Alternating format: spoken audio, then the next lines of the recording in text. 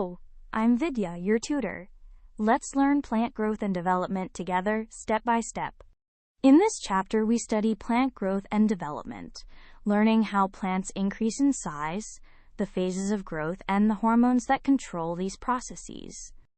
Growth is an irreversible, permanent increase in size of a cell, organ, or whole plant.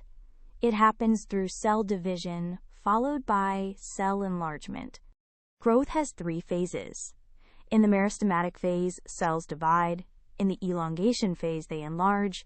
And in the maturation phase, cells take on their final form. When growth is plotted against time, it forms an S-shaped or sigmoid curve. Growth starts slowly, speeds up, and then slows as the plant matures. Plant hormones regulate growth.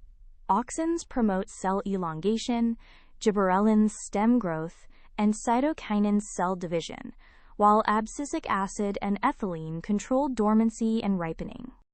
Development includes differentiation into specialized cells and responses such as photoperiodism, the effect of day length, and vernalization, the effect of cold on flowering.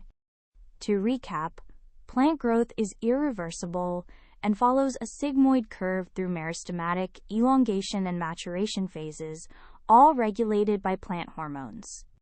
Great work! Keep learning with Vidya and visit CBSETest.com for free lessons, worked examples, and practice tests.